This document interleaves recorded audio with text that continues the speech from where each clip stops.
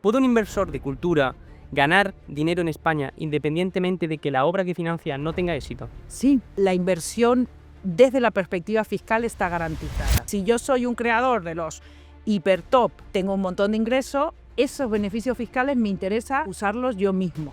Invierten 100 y dejan de pagar 120 en impuestos. Correcto. Las leyes no están hechas para los productores audiovisuales ni para los creadores de contenido. Desde las primeras cosas que me tocó gestionar era esto de un proyecto que se llamaba Cambio Radical. Pero claro, pillaron el Real Decreto y lo prendieron fuego porque no estaba pensada la normativa para este tipo de cosas. Si tienes algún problema que alguien te demanda, vas a estar mucho más protegido en una sociedad. Puede haber un tiempo donde esto me motive un montón. No dudo que los grandes creadores de contenido pueden estar aquí cuando tengan 90 años con la garrota. Yo, si fuera ellos, por ahí con 90 me gustaría estar jugando al golf o haciendo lo que me dé la gana, más que estar haciendo podcast de 14 horas al día de mi vida, porque al final te vuelves esclavo del contenido. Si trabajas en lo que te gusta, no trabajarás un solo día de tu vida. Si el cliente te invita a un estreno, a un concierto, a un tal, tú vas feliz de la vida, lo das todo, pero no estás trabajando. Aquí no hay horarios. A mí me han llamado a las 3 de la mañana en que había un rodaje en marcha nocturno y me llaman del pueblo si me puedo ir a 300 kilómetros de Madrid para hablar con el guardia civil. Si a alguien detienen,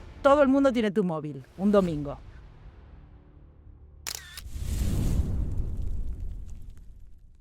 Bienvenidos a Detrás del Contenido, el podcast donde nos metemos en las tripas de la industria de la creación de contenido. Hoy vamos a desmontar el mito de que hacer una serie o una película es para millonarios. Vamos a hablar de subvenciones públicas e incentivos fiscales para producir series, podcasts o cualquier formato audiovisual en España. Y traemos a la persona que mejor puede guiarnos, Mabel Clean Justi. En el mundo del cine, Mabel es una leyenda. Abogada de obras como 30 Monedas y socia directora de El Zaburu. Es la arquitecta legal detrás de algunos de los mayores éxitos financieros del cine y la televisión española reciente.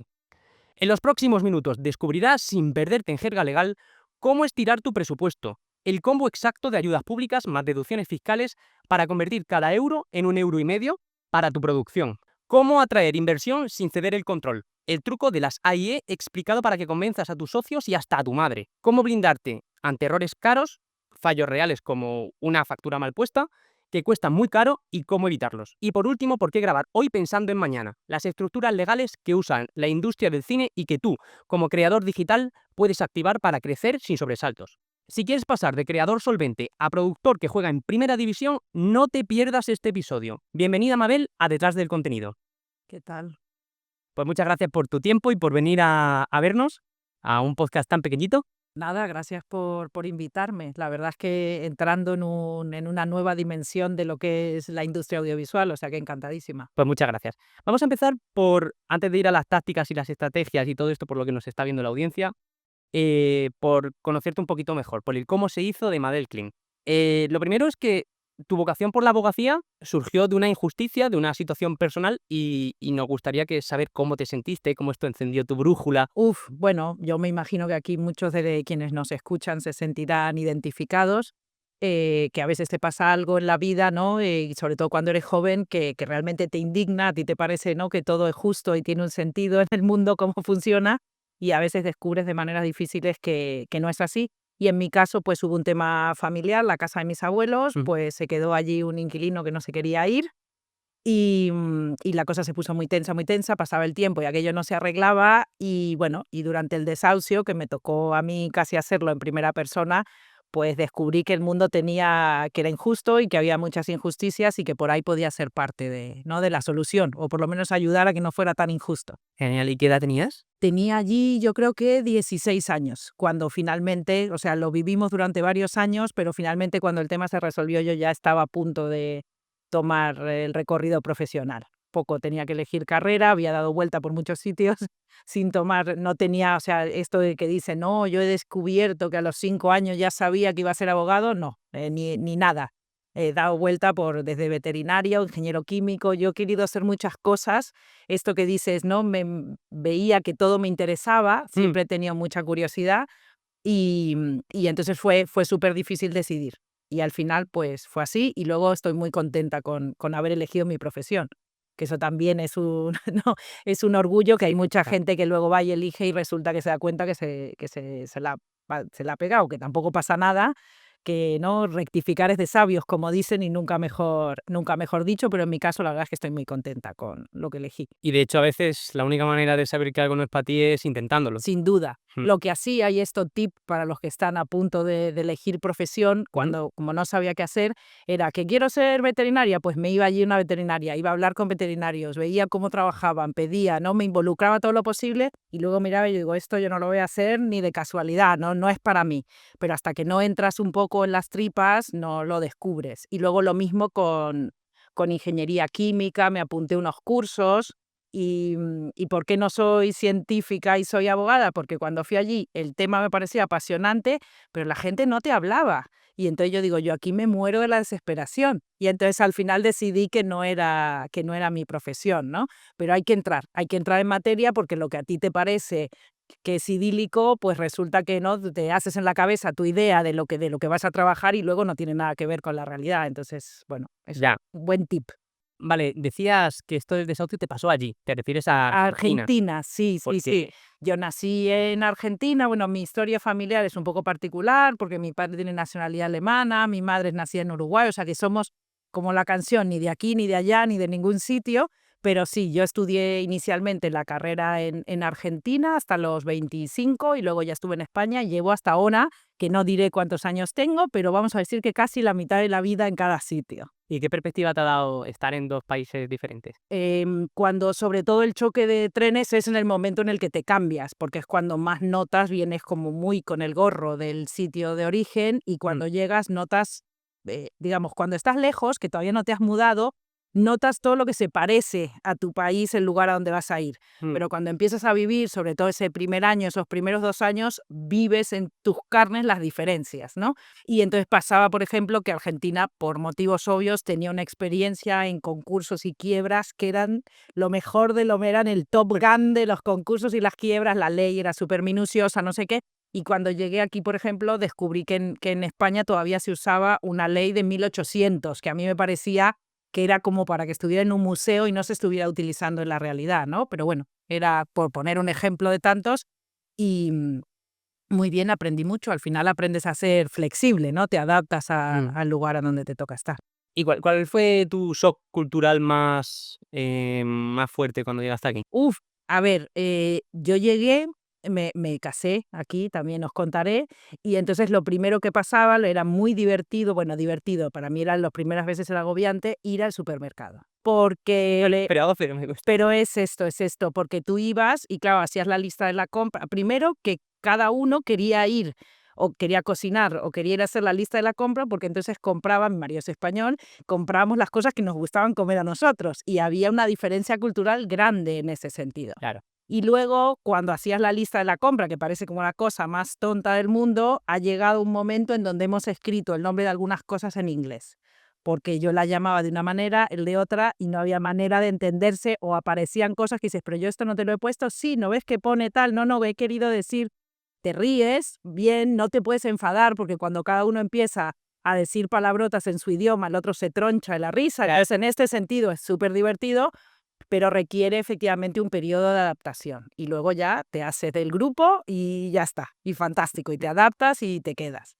Luego, evidentemente, hemos hibridado de alguna manera porque hay comida en mi casa que se come que no es habitual aquí y que lo ha asumido la familia política al completo, ¿no? Pero bueno, requiere un proceso y mucha paciencia, te diría. Y a nivel profesional lo has notado también, porque me decías, por ejemplo, esto de los Sí. concursos. O sea, ¿qué te has traído a nivel profesional de Argentina aquí? A ver, en la universidad en Argentina, yo había trabajado en Argentina solamente un par de años por motivos obvios, terminé la carrera con 22, así que hasta los 25 solo trabajé allí 3 años. Mm. ¿Qué cosas pasan? Por ejemplo, en Argentina no hay procuradores, el abogado es el que va a hacer los trámites en los juzgados. Aquí, Sí.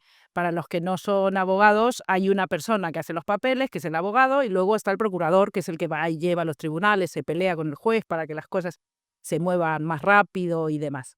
Y el abogado allí lo hace todo. Entonces, ¿qué pasa? Que los abogados más mayores, que ya no pueden ir al juzgado y tal, suelen contratar a gente muy joven para que les haga de procurador, un poco para... Ya. Entonces, es tu manera un poco de incorporarte al negocio, aprender, vas corriendo a la carrera a llevar los papeles y aprendes mucho. Y claro, y aquí llegué Y en España me decían, no, es que los tribunales están fatal. Claro, cuando yo fui al tribunal y vi que aquello era orden, que te recibía el juez, que ayer era una cosa impensable, dije, esto es el primer mundo. Yo estaba feliz. Nunca hice mucho tribunales tampoco. Es verdad que luego, comparado con otros sitios, yo he estado en el Tribunal de Luxemburgo y tal, seguro que comparado con nuestros homólogos europeos todavía tenemos ahí algún deber que hacer, pero comparado con Latinoamérica era un poco diferente. Luego pasó que cuando me incorporé en España a un despacho de abogados y tal, me pusieron a una compañera que lo único que hacía era revisar mis escritos para españolizarlos. Y a mí aquello me ponía loca, porque claro, es el mismo idioma, ¿verdad? Pues no era el mismo idioma, o eso parecía, y la parte de la jerga técnica había que ajustarla. Luego aprendes, te fuerzas a aprender, es tu idioma materno, y al final aprendes y luego tienes un acento, como estáis comprobando, que no es de ningún sitio. Pero bueno, ahí estamos. Y consigues hacerte tu lugar. Luego tengo algunos clientes argentinos a los que quiero mucho, que vienen un poco aprovechando esa expertise de haberte trasladado de otra jurisdicción a esta. También algunas productoras de Chile o de Brasil que intentan, ¿no?, hacer sus incursiones en Europa y aprovechan este conocimiento para que les ayudemos a sentarse aquí. Ahora hablaremos de por qué vienen las empresas ¿Por qué vienen a España y no a otros sitios? Eso es. Claro. Pues la verdad es que está muy bien, porque no solo tienes la doble visión de cómo es el derecho en los dos sitios, pero también cómo es la cultura de los dos sitios, que eso ayuda un montón, porque Eso eso ayuda. los creadores y los artistas en general saben muy bien lo que es trabajar con un abogado que te entiende, que sabe qué es lo que tú haces, y un abogado que, bueno, puede saber mucho de derecho, pero no te entiende culturalmente, eso es difícil. Bueno, eso para mí es parte de ser abogado especialista. Nosotros en genérico le llamamos a esto derecho del entretenimiento, Sí, que para mí no es un abogado al uso, ni muchísimo menos. Claro, a mí me pasaba que yo llegaba, ¿no?, mirabas el papel, decían esto, quiero hacer esto, tal, no sé qué. No, esto no se puede hacer, decían mis mayores entonces, ¿no? Yo era ahí el becario y lo veía y digo, ya, pero por ahí se puede hacer y tal, pero nadie comentaba un poco, no era proactivo. Aquí es que si no eres proactivo, realmente no deberías estar en esta industria, o al menos como yo lo veo. claro. Y quizá es porque es una visión, por ahí yo soy muy subjetiva, pero es una visión más americana de cómo debe ser el negocio. El negocio, digamos, del asesoramiento legal para este tipo de industrias. ¿Por qué? Porque tu experiencia, nosotros pasan por nuestras manos, no sé, más de 100 producciones al año. Entonces, yo ya he visto todos los contratos con las plataformas, lo que están pidiendo los representantes, los distribuidores, cómo son los incentivos, dónde es mejor, dónde hay más inversores, todas estas cosas las estamos, vamos a decir, viviendo en el día a día. Entonces, Claro. cuando entra alguien nuevo por la puerta, este expertise, que no es técnicamente legal, es más negocio, ¿no? El famoso ahora se llama, hay un palabra para esto, es más business affairs, que es como, ¿no?, casi una especialidad. Hay economistas y hay abogados que se están dedicando específicamente a esto, pero vamos, en origen nosotros se asumía que tú esto lo tenías que saber, porque siempre está la pregunta del millón, que llega el cliente y te dice, ¿y a ti esto qué te parece? ¿Te parece justo lo que me están proponiendo? Y tú le dices, bueno, es que 3 contratos para atrás hay otro que ha conseguido no sé cuánto y tal, sin, por supuesto, siempre respetando confidencialidades. Claro. Cada uno es su proyecto, tiene que ser el único y tiene que sentirse a salvo para contarte todo. Es un poco, ¿no?, como el confesor, el abogado. De alguna manera tenemos obligación legal de secreto.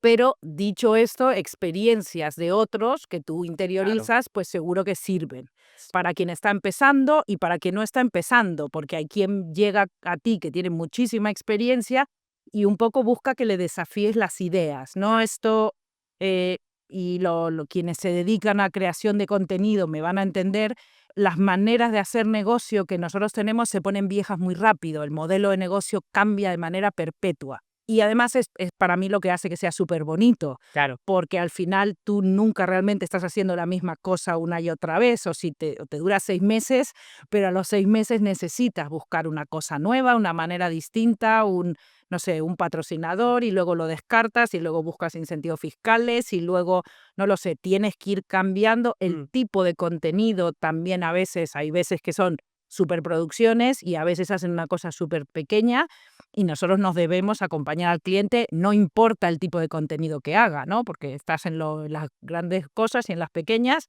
y al final le ayudas en lo que puedes. Entonces, como yo veo este trabajo, es casi volverte un partner, un miembro más del equipo. Como hay alguien de producción, como está el guionista o como está el tal, pues que también haya alguien que te ayude, el abogado, el business affairs, que te ayude con esta parte, esta dimensión del tema.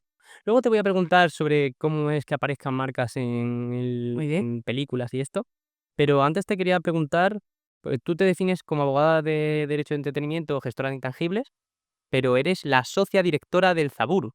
Y el Zaburu es un despacho que se fundó, para el que no lo sepa, hace 160 años. Sí. Es el más antiguo en materia de propiedad intelectual. Tiene un montón de premios en materia de propiedad intelectual. Y te quería preguntar, lo primero, ¿cómo es esto de ser a la vez la directora del área de derecho de entretenimiento y la socia directora de un despacho de más de 150 personas? Si me preguntas cómo se hace, te contestaré con dificultad, ¿no? Sí, a ver, bueno, un poco, mi carrera profesional pasó por muchas etapas. La verdad es que moverme me sirvió para ir aprendiendo de unos y otros en distintos puestos. No hay quien pues empieza en un sitio y ahí se queda. No ha sido mi experiencia, me hubiera gustado, pero no pudo ser. Y entonces en 2019, si yo no estoy, 2018, 19, yo me incorporo al Zaburu. El Zaburu como socia de entretenimiento, como socia de media, como le llamamos, que es para hacer lo que yo sé hacer, que es mi negocio. Vaya, películas, todo esto yo lo tenía muy controlado, vienen mis clientes, todo fantástico, no hay novedad en esa parte. Me hacía ilusión por lo que dices, entre los profesionales especialistas, el Zaburu es una institución, es la más antigua. Está muy bien, había profesionales de muchísima experiencia, de los que yo creía que podía seguir aprendiendo, y luego los vi, eran gente encantadora, yo dije, este sitio mola un montón, yo aquí me voy a jubilar. Esto fue el segundo día de trabajo, cuando me preguntaron fue lo que dije, quiero un lugar tranquilo para estar. Luego he descubierto que la que guía las cosas soy yo misma, ¿sabes? Pero bueno, eso es otra cuestión. Y entonces, durante la pandemia, quienes estaban en la dirección por distintos motivos, bueno, fallecieron las dos personas, el presidente y el consejero delegado, y se abrió durante un periodo de tiempo de 6 meses una grandísima reflexión en la firma de Claro. si queremos seguir, ¿no?, otros 160 años, ¿qué hay que hacer? Hubo muchas ideas.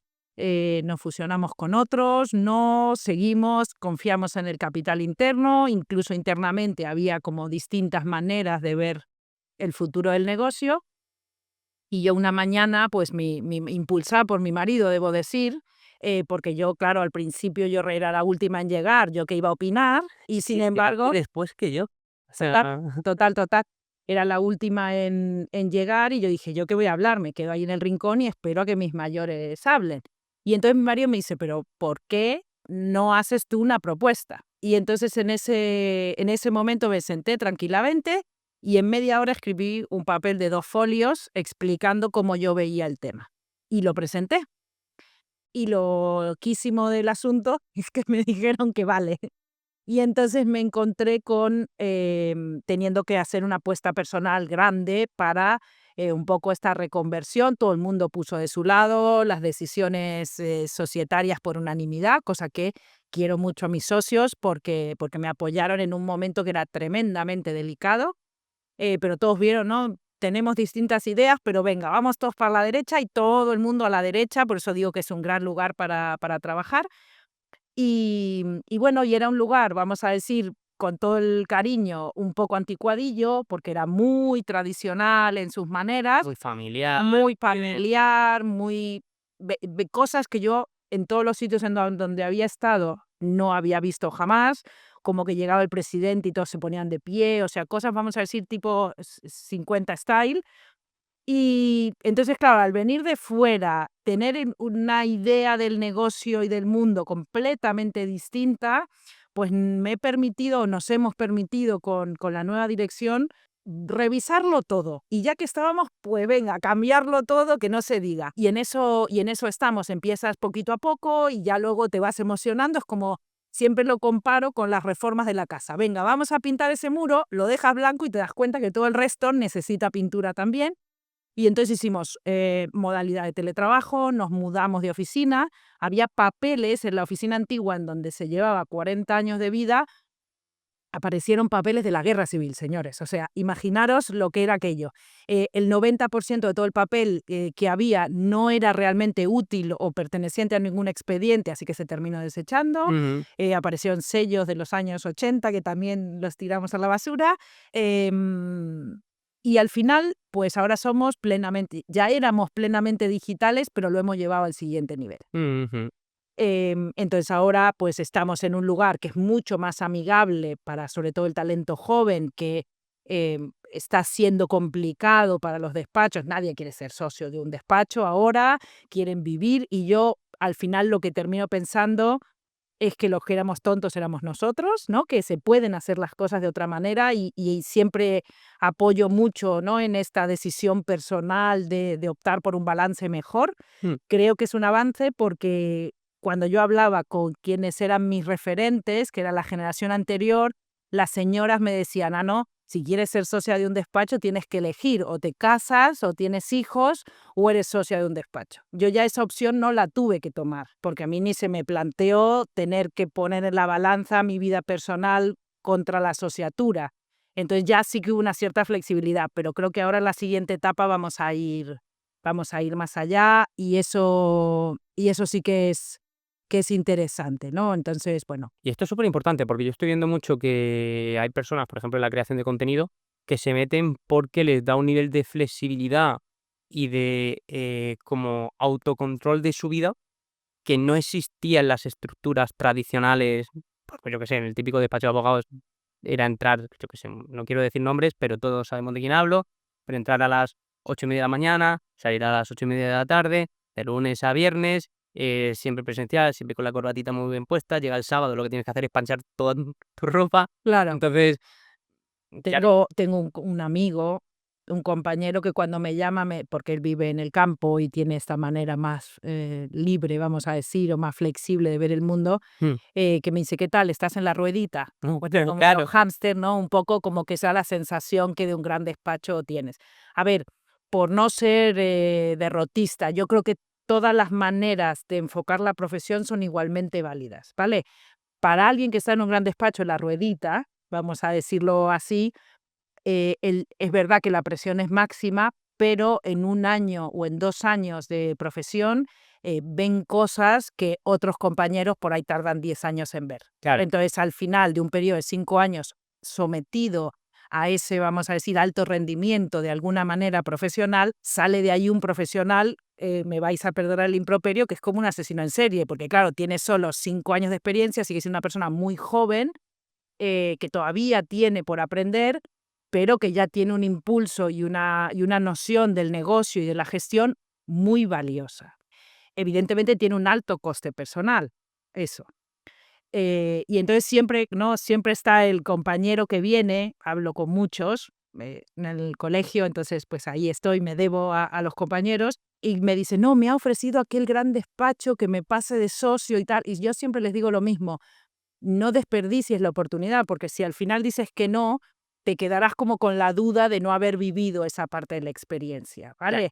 Pero yo creo que todo el que se embarca en ese tipo de cosas sabe que tiene una duración limitada, ¿vale? Sí. Al contrario, por poner, ¿no?, la otra esquina del ring, me parece perfectísimamente legítimo el que prefiere una manera diferente de hacerlo, ¿no? Y también voy a usar un ejemplo audiovisual, el Jerry Maguire de los abogados, porque en el fondo pues tiene una vida un poco más centrada en un número concreto de gente, también tiene sus, vamos a decir, sus tiranías, porque al final el cliente manda, ¿no? O sea, que Sí. esto de que yo hago lo que quiero es limitado, salvo que me dedique a hacer informes que no tengan fecha límite, siempre voy a correr contra el vencimiento, que yo lo he intentado, ¿eh? No lo digo por nada, sino que yo me pasaba de despacho y decía, no, el año que viene yo me tengo que organizar mejor, porque claro, míranos, estamos hasta arriba y no sé qué.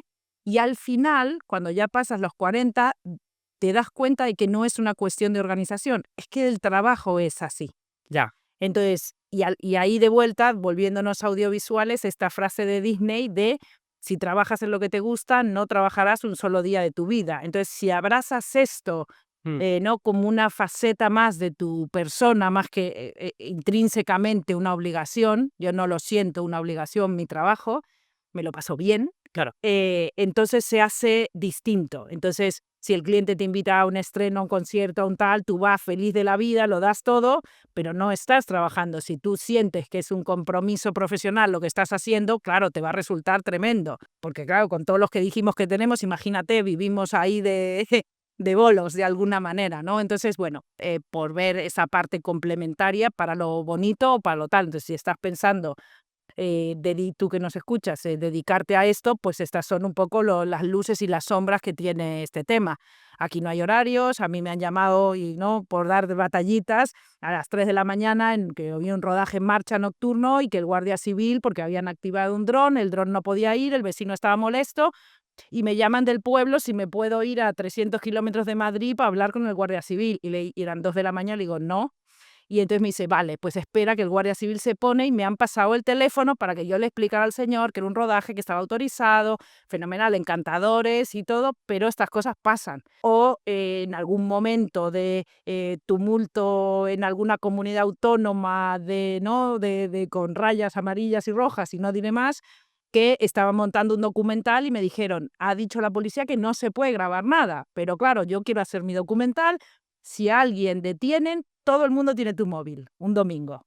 Este tipo de cosas. Y tú entiendes que es tu trabajo estrictamente, bueno, pero si pasa algo, tú te debes al cliente y a esa necesidad en concreto que tiene, ¿no? En fin, que es es un sitio súper bonito en cuanto a el tipo de cosas que te tocan hacer, cómo desafías los límites de la ley, porque al final las leyes, y no porque busques vulnerarla, al contrario, pero las leyes no están hechas para los productores audiovisuales ni para los creadores de contenido.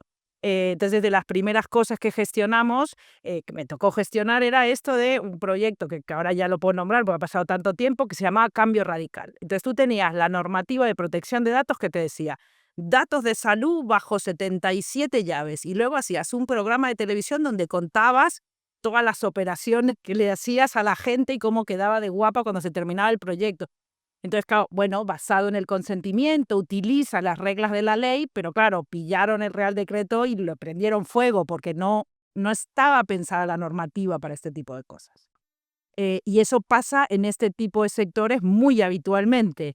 No sé, rodajes con animales, vivos, muertos, que los traslado de un sitio a otro, que los traigo de no sé dónde, y claro, la normativa de descarte de las piezas de los animales, el traslado de los animales, vivos y muertos, todo es normativa autonómica, está limitado por sanidad, y tú lo utilizas para ponerlo de fondo en una película, ¿sabes? Entonces, claro, pasan cosas que no hay norma para eso. Claro, no es para lo que está pensada la norma. Nada. Para nada. Porque efectivamente a lo que va la normativa como regla general es, digamos, a decir, a la normativa general estadística para lo que se utiliza este tipo de cosas. No particularizan en algo que pueden necesitar Sería imposible, claro. efectivamente. Entonces, pues tienes que partir de criterios generales, mucho sentido común y sobre todo un gran poder negociador, porque Claro. al final lo consigues por la vía de una autorización específica, viene la normativa interpretando, bueno, tienes que aprender mucho a llenar huecos ahí. Esto nosotros lo hemos visto justo en el tema de creación de contenido con cosas que son cámara oculta.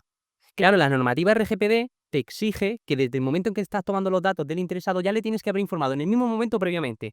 Pero ¿cómo le informo de que estoy Claro. tomando sus datos de imagen si lo que quiero es hacer una cámara oculta para una broma? Al final sí le voy a decir que era una broma, era una cámara oculta. Pero si se lo digo al principio, pues no hay cámara. No hay... Claro, pero la normativa no está pensando en frustras. eso. Total, total, total. Mm. Bueno, cámaras de investigación, donde Claro. entonces, bueno, el material lo tienes, pero lo tienes que blurrear. Bueno, hay una serie ahí de parámetros un poco para intentar paliar aquello. Sí, sí. O bueno, gente que haces una entrevista con de esta gente que pinta grafitis en los Renfes o que hace no sé qué. Entonces tú haces la entrevista y acto seguido los mozos de escuadra o la poli pidiéndote los brutos de rodaje para intentar identificar, para sancionar. Entonces, claro, juegas un poco y también es la confianza que tú como productor o creador de contenido generes con esa gente, porque ellos son perfectamente conscientes de que eso implica daño a la propiedad y tal. Entonces, bueno, pero también es interesante ver su vida y, ¿no? Entonces, es esto de los principios, al final parece una cosa chorra o que dices, mira, está hablando de temas tal, pero terminamos hablando de principios constitucionales. Por un lado Claro. está la libertad de expresión, la libertad de información, ¿no? Bueno, y ahí todo o los derechos de la sociedad contra los derechos individuales. Y hay veces que mandan más unos, a veces otros, y ahí estamos justo, nos gustan los generadores de contenido ir tanteando los límites, ¿no? A veces nos llevamos alguna colleja, mirar sentencias, ¿no? del Tribunal Supremo en materias de derechos de imagen, que hay una ristra y justo se trata de ir tanteando el límite, ¿no? Los true crime, los no, y todas estas cosas. Es divertido, ves que Es nos muy encanta, divertido. sí, A mí está esto me bien. gusta mucho, me flipa. Antes de pasar al tema del dinerito, te quería preguntar, aparte de... Bueno, antes has dicho el colegio, y no he querido cortar, se refería al colegio de abogados, no al colegio del cole de chiquiritos. Sí, el Colegio de Abogacía de Madrid, sí, señor. Pero, aparte de estar en la junta del colegio del Ilustre Colegio de Abogacía de Madrid, también has sido top 100 mujeres líderes en España, has estado en el FAPAE, estás en un montón de saraos, pero no simplemente de oyente, estás ahí en la junta directiva y me pregunto, ¿cómo tienes el tiempo, cómo tienes la capacidad para gestionar estas cosas? O sea, ¿tienes una mano derecha que te ayuda en plan asistente ejecutiva? Sí, no, asistente ejecutiva no, tengo un equipo fantástico, Inés, te quiero mucho, que efectivamente lo que es el equipo del trabajo del día a día, Inés, Claudia, Jaime, Jesús, somos 8 y la verdad es que cada uno aborda con la misma pasión. Yo intento contagiar, pero ellos ya vienen contagiados de casa, el asesoramiento, entonces sí que efectivamente hacemos mucho equipo, Mm. más que nada también porque cada uno tiene su especialidad o su conocimiento. Jaime es más fiscalista, Jesús hace más temas de música, entonces en función del tipo de contenido que trae el cliente involucramos a unos o a otros compañeros para que un poco el grupo de trabajo sea lo más adaptado posible a la necesidad del proyecto, ¿no? Aquí manda el proyecto en general. Y luego, pues hay te diría, un gran principio de Be Water, my friend, ¿no? O sea, tú asumes, te comprometes, si prometes algo, pues vas y lo haces, pero la gestión del tiempo es finita. Entonces, saber delegar, hacer equipos, sobre todo que no haya una persona a cargo de algo. Hay muy pocas cosas, muy, muy pocas, que dependen solo de mí. Normalmente suelen ser equipos. De tal manera que, por supuesto, cuando yo estoy ahí empujo con toda la fuerza que puedo, pero siempre hay más gente disponible para que sobre todo las cosas no se atasquen, porque si todo espera seré un gran embudo y eso es la antítesis de lo que debería ser una gestión habitual, ¿no? Entonces siempre hay más gente en copia en los correos, siempre organizamos la agenda con mucho tiempo y estas cosas y bueno, y funciona y luego es disciplina. Yo me levanto muy temprano, gestiono, a veces algún día en fin de semana y tal, y intentas no ser el embudo. Hacer lo que puedes porque al final... Tal cual, pero es como, y por ahí aquí nuestros espectadores son demasiado jóvenes, pero es cuando tienes tu primer hijo, pasa lo mismo. Tú vienes con tus reglas de juego en casa, te han explicado qué tal, y tú tienes tu idea de perfección de lo que va a ser. Y la primera en la frente, te enteras de que la vida no es así, y que la arruga es bella, que el defecto que es así y que hay que convivir con ello y que hay que asumirlo. Y esto aquí pues pasa también. Entonces te relaja mucho, porque es que si intentas estar a todo, al final no llegas y luego te pasa factura personalmente, claro. Claro, sí, sí, sí, ¿no? El nivel de ansiedad que te generas, esa Eso es. exigencia de tener que Por llegar a ti todo. y por los demás, porque al final Claro, tú martirizas al equipo porque lo presionas y luego no funciona, el cliente siente que no tal, luego efectivamente escala de prioridades, aprendes que hay muchos clientes que te dicen el viernes por la tarde, es súper urgente, y al viernes siguiente todavía no te ha contestado el borrador y estas cosas, entonces saber madre poner mía, eso me con pasa todo el también. cariño, pero a veces decir la palabra urgente, hay gente que le sale muy fácil y luego hay gente que tiene verdadera urgencia, Claro, el ¿sabes? problema de esto es Pedro y el lobo. El Total, día que te dice urgente dices: "Pero si siempre me dice que es urgente". total, Pero urgente de total. verdad, pues a veces dices: "Ostras, es verdad que esta vez sí, Total, sí que sí, total, pero total. urgente". Y luego tenía clientes, ahora al final nos vamos conociendo todos y la relación es muy buena, pero había algunos clientes que, claro, organizaban su lista de pendientes los viernes sobre las 3 de la tarde, te dejaban toda la lista de cosas y, claro, claro, pero yo también me voy a las 3 de la tarde a mi Ellos, casa. ellos han descargado, nada, se sienten descargados. Entonces, el lunes a las 8 de la mañana, que ¿dónde está mi papel? Esto es muy habitual. O esta mañana, a las 11 de la noche, terminé de hablar con un cliente que tenía un problema y tal, no sé qué, y hoy a las 8 de la mañana me vuelve a llamar para recordarme lo que hablamos a las 11, pero digo, todavía no he llegado al despacho, ¿sabes? O sea, que bien, pero hay que, todos somos personas, también, aunque no lo penséis, pero los abogados también somos personas, muy sensibles por lo demás, y entonces pues también tenemos vida, aunque no lo parezca, y entonces pues encajar todo eso requiere,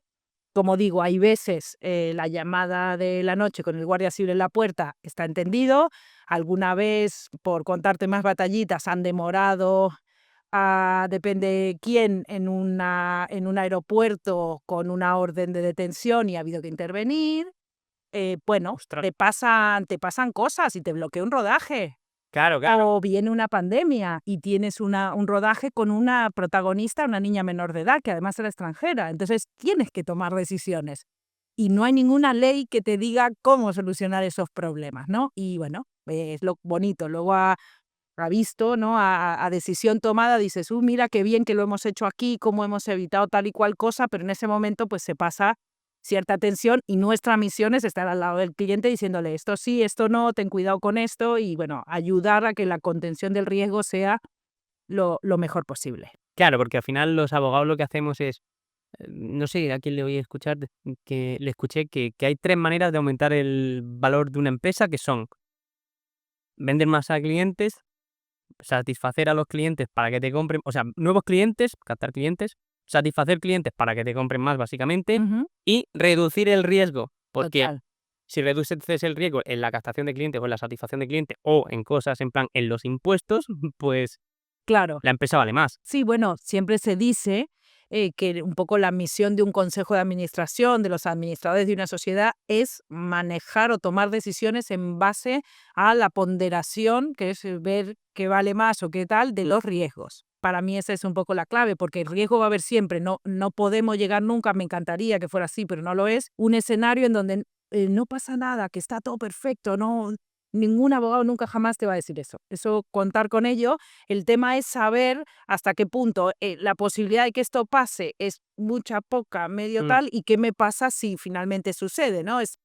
Hay una en 1000 millones de posibilidades de que se caiga un satélite durante tu rodaje. Bueno, no pasa nada. Luego hay cosas de, mira, como hagas el rodaje con tal, va a venir el burofax. Entonces ahí tienes Mm. que medir un poco. Y ahí es donde se supone que podemos ayudar. ¿Y has tenido algún fail profesional que digas: "Ostras, qué montón he aprendido de A por ver, haber gestionado esta clase de cosas", o de alguna cosa así?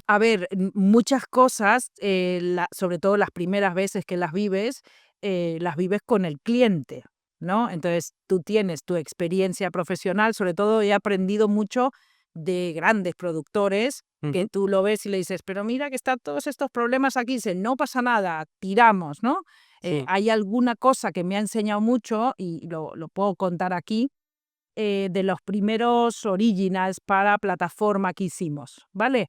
Em, era Netflix la plataforma, Netflix encantadores, pero que aquí poco tenían que ver. En aquel momento todavía no estaba Netflix España y los contratos se negociaban con Estados Unidos. Era verano, al ser en otro territorio, pues las cosas tardaban más, como es normal, y llegó el verano, claro, allí es julio, las vacaciones, aquí es agosto, y el talento de turno estaba disponible en unas fechas súper concretas. Vale. Entonces, si no bloqueabas al talento aquí, la gran estrella española, musculada que os podáis imaginar, si no le contratabas y el rodaje no empezaba en ese momento, no había película. Era literalmente así. Entonces, bueno, finalmente el contrato de Netflix llega, tal, no sé qué, y yo empiezo, ¿no? Con el boli en la mano, como hacemos siempre, de mira esto, tenemos que tocar lo otro, tal, no sé qué. Y le digo al cliente, pues lo revisamos y tal, y me dice, mira, mi mujer está embarazada de 9 meses y mi cuenta bancaria en este momento está en menos 200.000 euros. Porque el rodaje le quedaban, creo que empezaba en 3 días. O sea que ese contrato se tenía que firmar o se tenía que firmar. Entonces, claro, mi revisión del contrato, te imaginarás que cambió tremendamente. Yo esa noche, hasta que mandé las notas, y las notas al otro día por la diferencia horaria y tal, volvieron diciendo no hay problema, el papel está firmado, hay partido, yo no dormí esa noche, porque estaba más preocupada por él que lo que estaba preocupada por él mismo. Si yo hubiera estado en sus zapatos, no había película, ¿vale? Para entendernos un poco. Pero claro, él entendió y apostó a que efectivamente todo iba a estar en su lugar y efectivamente estuvo, la plataforma ni se enteró de todo esto, pero si no se tiraba a la piscina de esta manera, si no asumía ese pedazo de riesgo, no había producción. Entonces, al final te debes a lo que el cliente necesita en cada momento. Entonces, muchas veces te preguntas, si tú fuera yo, ¿qué haría? Pues yo haría esto, pero claro, yo no soy tú y estas cosas, ¿no? Y luego también, lamentablemente, alguno que se tira a la piscina y descubre que abajo no hay agua, ¿eh? Y eso también pasa aunque tú se lo expliques. Bueno, pues tienes que saber gestionarlo. Me imagino que en todas las profesiones pasan cosas así, pero es durísimo. Hemos hecho todos todo lo posible, pero no se han cuantificado bien los riesgos y resulta que no sucede como uno esperaba. Qué duro, madre mía. Sí. Bueno, vamos Bueno, cuando son lo pequeño, ¿no? Si yo hago un cortometraje donde hay 20.000 euros en juego, el riesgo pues es ese. Cuando hago producciones mucho más grandes, la más grande que tenemos ahora mismo son 115 millones, pues los riesgos que hay involucrados son otros. Y entonces empiezan a aparecer capas de garantías, seguros y otro tipo de cosas para poder soportar ese riesgo y poder seguir adelante. Si no, el mundo no existiría como lo conocemos, si no hubiera maneras de gestionar los riesgos, ¿no? claro, nadie se la jugaría a hacer una producción así, porque es que se jugaría su carrera entera. Total, total, total. Bueno, y que en algunos casos se la termina jugando igualmente, claro, es un desafío profesional muy grande. En ese tipo de producciones, en esta en concreto, pues hay 5 países distintos involucrados, partes de rodajes en otros sitios, los sindicatos americanos con unas reglas muy estrictas de bloqueos de fondos, quién te financia, y hay entidades financieras detrás, o sea, sí que es como una pequeña, ¿no? Un project finance, que sería el término técnico de libro. Es como si estuvieras construyendo una torre de edificios. Al final, financieramente hablando, es similar. Vale. Entonces, para poder dar el salto de un contenido más, digamos, más profesional, ¿o no? Estos momentos siempre uso el mismo ejemplo del helicóptero dándose contra el edificio, pues hay estos dineros involucrados. Vale, hablemos de dinero. Hablemos Porque de dinero. un astro del derecho del entretenimiento, del que no me quiero acordar y que está muy cerca, me dijo una vez que si como abogado consigues dinero para tu cliente es muy fácil que te contrate el resto de los servicios. Y también ha dicho recientemente que en el Zaburu son un poco como la banca suiza de los despachos de abogados. Sí. ¿Nos cuentan más sobre esta filosofía? Bien, utilizo mucho esas frases. Lo de la banca suiza tiene que ver por lo que entendemos es el nivel de calidad que tiene que haber para la atención al cliente. Nuestro despacho, al ser tan antiguo, ¿no? Digamos que no sé si alguna vez has escuchado esa historia del gran coche de supermarca que se queda tirado en el medio del desierto. Sí, a mí me han contado esta historia. Y les llegan a recoger en helicóptero, ¿no? Y tal, no sé qué, y cuando llegan el coche lo arreglan y tal, y dicen, no, bueno, porque cuando usted vino a buscarme el helicóptero, ¿qué helicóptero? Eso no ha sucedido, ¿no? Esto aquí es un poco igual. Como ese coche de esa marca no falla nunca, y esto no ha pasado. Esto es un poco como vemos el negocio. Piensa que el Zaburu, sobre todo en el mundo de marcas y patentes, trabaja con empresas del IBEX, marcas que nos encargamos de la protección mundial. Curiosamente, el Zaburu solo tiene oficinas en este momento en España, y sin embargo, pues trabajamos en 208 jurisdicciones, que son todas las que tiene el mundo, por colaboraciones, algunas relaciones profesionales de más de 100 años de duración, ¿no? Entonces, para que las cosas pasen así, no solo las 2 empresas tienen que seguir vivas, que ya es un desafío, sino además tener una relación impecable entre ellas. Y eso es un poco a lo que jugamos, ¿no? A que minimizar riesgos a cero, una planificación muy tal, y eso es a lo que me refiero cuando hablo un poco de banca suiza. Que no mete ni un fallo. Eso es, cuando tú te imaginas a la banca suiza, ¿qué piensas que es? Pues esto, ¿no? Aquí todo está controlado, pues igual con nuestro negocio. Pero en el otro comentario, que a mí me gusta más, efectivamente, en nuestro negocio ahora mismo, productor audiovisual tradicional, vamos a decir, no los generadores de contenido digitales, que alguna cosa seguro que podemos hacer. Los tradicionales, los que tiran todavía de las ayudas públicas y todo esto, ha habido una ruptura, un momento muy claro de distinción de lo que era el modelo de negocio cuando aparecieron los incentivos fiscales. Y entonces, claro, nosotros al final ahora todos vienen por los incentivos fiscales, nosotros sabemos hacerlos y sobre todo tenemos inversores fiscales interesados en invertir. Y claro, pero hay que hacer todo lo demás. Entonces, eso es la guinda en la tarta o una parte una o dos porciones del pastel que son muy importantes, completan la financiación y demás. Pero claro, para que eso funcione, para que la tarta esté buena, tiene que tener, ¿no?, azúcar, harina, los huevos y tal. Y eso es un poco la propiedad intelectual. Entonces, tiene que haber un proyecto, tiene que haber una productora audiovisual involucrada, hay que hacer toda otra serie de cosas. Y eso, pues, en este momento se nos da por sobreentendido. Ya saben que lo hacemos bien y vienen a nosotros por la guinda de la tarta, en definitiva, ¿no? Claro. Vale, y entonces ayudáis, aparte en el tema de propiedad intelectual, que es como muy obvio para cualquiera que produzca contenido, porque es lo que es, aunque luego comentaremos un poco sobre esto, ayudáis con el tema fiscal, ayudas, etcétera. Y te quería preguntar, Andorra versus España para crear contenido. Porque Andorra tiene impuestos más bajos, esto lo sabe todo el mundo, pero yo creo que la gente no sabe, y especialmente los creadores de contenido no saben cuáles son las ventajas financieras de producir contenido en España. Entonces, ¿le puedes contar un poco a nuestra audiencia? Claro.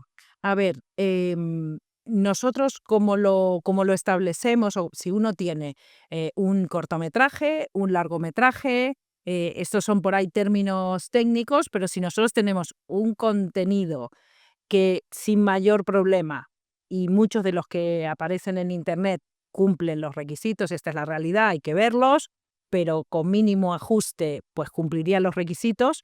Lo presentamos al Ministerio de Cultura y lo calificamos, o sea, nos dan un papel que diga que es cortometraje o largometraje, Ujú. pues resulta que todos los gastos que hemos utilizado para producir ese contenido son susceptibles de beneficios fiscales, ¿vale? ¿Qué son los beneficios fiscales?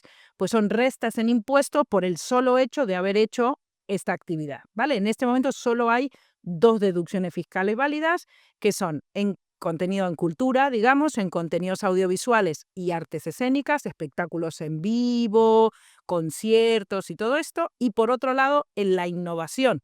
Lo interesante de los contenidos digitales es que bien pensados podrían realmente aprovechar las dos cosas, ¿vale? Claro. Y entonces, si yo soy un creador de los hiper top que tengo un montón de ingresos, esos beneficios fiscales me interesa usarlos yo mismo, ¿vale? Si no lo soy o estoy empezando o quiero crecer, la otra alternativa que ahora está súper establecida y funciona francamente bien es el hecho de monetizarlos. O sea que a pesar de que son restas en mi impuesto, pues puedo hacer que eso sea pasta. Y eso es un poco lo que hacemos para los clientes. Nuestros clientes de producción audiovisual normalmente están ahí queriendo que el proyecto sea más grande, más fuego, más, no, más actores Sí. con más caché, otro helicóptero que se estrella contra este tipo de cosas. Entonces, todo lo que puedas hacer para ayudarles a conseguir más fondos para la producción, pues mejor. Pero no necesariamente es la estrategia. Tú aquí hay que ver cada caso y cuál es un poco dónde quieres estar de aquí a 1 año, 2 años, 5 años, y sobre eso hacer un trabajo un poco más pulido. Pero eso, claro, requiere tener establecimiento en España. De otra manera, no es posible hacer eso, ¿vale? Y luego la particularidad de que España no es, a pesar de que es un solo territorio, pues tiene distintas realidades fiscales. Entonces, si estás en Madrid, pues tienes unas bonificaciones fiscales, pero si estoy en Canarias o en Vizcaya, ¿no?, en Bilbao o en Navarra, pues tengo otras. Y Ujú. entonces también, dado que aquí el creador de contenido puede generar contenido donde quiera, pues habría que valorar exactamente qué es lo que más interesa para el tipo de contenido que comercializa, que puede ser cualquier cosa y efectivamente no necesariamente todo tiene que seguir las mismas reglas. Y aquí es donde creo que la habilidad o el aporte que le podemos dar por nuestra experiencia y por el tipo de contenido que hace, pues por ahí podría tener sentido, por lo menos pensárselo. Además es que los creadores de contenido son gente ambiciosa, porque si no, no serían creadores de contenido. Entonces, normalmente siempre quieren, y le pasa también a los artistas, es a más. Es MrBeast dicen que está endeudadísimo y que si le salieran mal los próximos 5 episodios, quiebra. Porque siempre está cogiendo deuda para hacer una barbaridad. Hay muchos artistas que están en esas dinámicas también.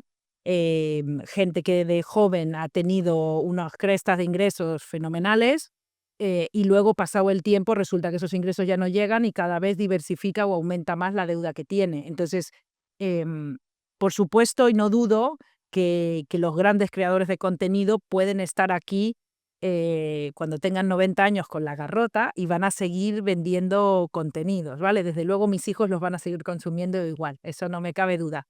Pero claro, por ahí, yo si fuera ellos, por ahí con 90 me gustaría estar jugando al golf o haciendo lo que me dé la gana más que estar haciendo podcast de 14 horas al día de mi vida. Entonces, asumiendo que, insisto, aquello que decía antes, que somos alta competición del abogado que comentaba antes, pues yo esto lo veo un poco igual. Puede haber un tiempo donde esto me motive un montón, donde haya tope de ingresos, pero mola o es interesante en tanto y en cuanto lo hago porque me gusta y no es el condicionante económico de que si no hago el capítulo tengo tantas deudas que no puedo seguir funcionando, porque al final te vuelves esclavo del contenido y empiezan a salir patatas con todo el cariño, pero ese límite hay que medirlo. Y luego que en algún momento por ahí te interesa, pues no sé, montarte una gira mundial para hacer otra cosa y no puedes estar haciendo eso, o te ofrecen otro tipo de negocio súper interesante y tu tiempo es limitado. Entonces, estás metido en la rueda de que tienes que seguir operando esos 5 episodios que tienes por delante para pagar la deuda anterior porque... Total. Entonces esto les pasa también un poco a los deportistas profesionales. Vas a tener muchísimo ingreso durante un periodo de tiempo determinado que idealmente tú deberías ser capaz de medir o empezar a decidir que ya no haces un podcast cada día, sino que haces uno a la semana y luego uno al mes y luego haces otro tipo de... ¿Por qué? Porque mola. Tengo yo clientes que ya saben dónde van a estar dentro de 2 años y es muy agobiante. Les va fantásticamente bien, pero es muy agobiante. No tienes derecho a tener un día malo, no tienes derecho a ponerte enfermo y esto también hay que considerarlo. Otra dimensión, yo os invito a que si vais a ver una peli pronto, veáis Elvis. Sí, y la veáis desde la perspectiva del artista. Toda la gente que vive alrededor de él, todo el que intenta aprovecharse de él. Entonces, efectivamente, tú necesitas tu equipo, pero al final el artista o el talento eres tú. Y eso tienes que... Y a veces es frustrante verlo. Si hubiera estado bien asesorado ese señor y mirar la película, si hubiera estado bien asesorado, todavía lo tendríamos con nosotros, probablemente. Entonces, esto de que algún artista decía, alguna cantante, ¿qué le dirías a tu no sé cuánto de 20 años? ¿Contrata un buen abogado? Pues esto es. Sobre todo, nosotros los ingresos que tenemos son los que son, cobramos por nuestros servicios, o sea que de lo que hay suele ser del asesoramiento más desinteresado posible, ¿no? Tú buscas que hasta los 90 con la garrota y siga pudiendo trabajar. Pero sí que necesitas esa gente que sea tu cable a tierra a la realidad, que no se te vaya a la cabeza, porque tienes que tener la cabeza muy bien puesta para seguir estando en la cresta de la ola. Pensar que por más que ahora tengas 20 años y le puedes echar 16 horas, eso no va a ser siempre así. Y entonces esto hay que planificarlo con mucho tiempo, como planificamos seguramente tú y yo lo que va a ser la jubilación. Yo no planeo estar con 70 años, os lo digo con la mano en el corazón, no planeo estar con 70 años haciendo este trabajo. En cuanto yo mis 4 cosas que tengo en mente funcionen, me voy a retirar y prefiero irme en el mejor momento, decía mi padre, no cuando ya empieza a meter la pata mucho, antes. Y entonces debería ser eso así, pero para que eso funcione hay que planificar. Y no está mal, aunque yo sea súper moderno y generador de contenido y súper trendy y esté en Andorra, no pasa nada por planificar. Ser conservador en ese sentido, ya tienes un montón de otros aspectos en tu vida en donde puedes hacer locuras, pero en esa parte hay que tenerla muy, muy, muy controlada, porque luego puede no estar.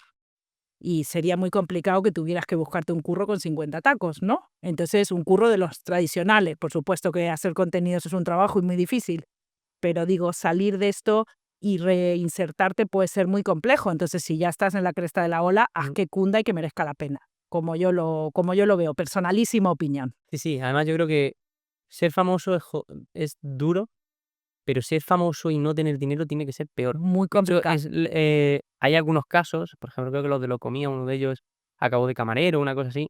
Claro, es que todo el mundo te conoce. Los jugadores Sí. de la NBA que son fantásticos y hacen un dineral al año, hay una estadística allí que pasados 4 o 5 años hay una parte de ellos que quiebra, porque siguen manteniendo el tren de vida Claro, luego de que el ingreso se agota, no pasa nada, vas a vendiendo camisetas porque soy yo y resulta que cuando termino mi actividad profesional, pues eso decae y eso claro. tiene que estar controlado, ¿no? Y bueno, más en el caso del deportista que empieza muy, muy joven Mm, y a veces no tiene formación profesional suficiente, no es el gran, ¿no?, gestor de carteras de fondos de inversión ni nada por el estilo.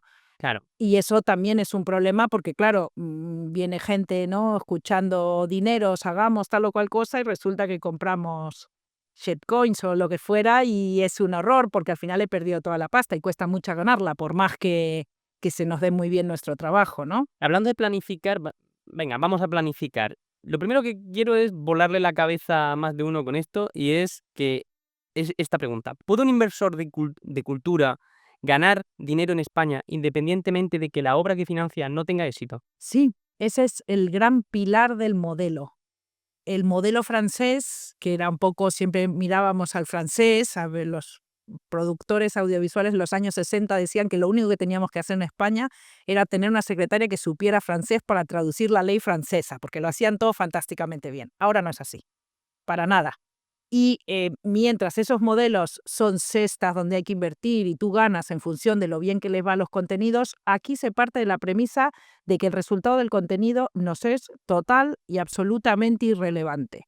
Si nos metemos a invertir en audiovisual, por ejemplo, en contenidos audiovisuales bien hechos, o sea que aquí el asesor o el estructurador es clave, la inversión desde la perspectiva fiscal está garantizada. Tú das un dinero a la producción que recuperas por vía de los impuestos que tienes que pagar, como si estuvieras haciendo un pago a cuenta de tu impuesto de sociedades o de tu IRPF.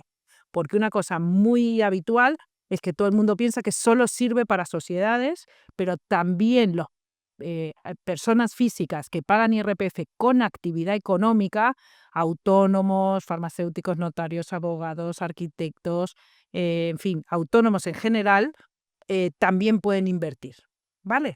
Y es muy interesante también por rentabilidades, porque efectivamente el tipo de sociedades es fijo y en cambio el de personas físicas es maximizado. Entonces, cuanto más incorpores, hay límites, no puedes decidir este año no voy a pagar impuestos, lo voy a invertir todo en contenidos porque no funciona así el sistema, hay topes, un 50% como máximo que puedes de lo que te toca pagar, que puedes utilizar este vehículo de inversión. Y luego también hay distintos modelos de inversión. La inversión garantizada con el modelo más simplificado, que es un contrato de financiación, es un 20%. Y es el único ejemplo en la ley donde se pone la rentabilidad. ¿Vale? O sea que esto no hay ya duda, hay consultas vinculantes por un cerro y no solo eso, sino que incluso el artículo 39.7, si alguno lo quiere mirar, de la Ley de Impuestos de Sociedades, habla de rentabilidad financiero-fiscal. Lo Ujú, pone, que puedes ganar dinero por vía de los impuestos invirtiendo en este tipo de contenidos. mm. Entonces, hay una versión muy sencilla que interesa más para los contenidos, vamos a decir, más pequeños. Vale absolutamente para todo. Nosotros hemos hecho operaciones por 700 euros, ¿vale?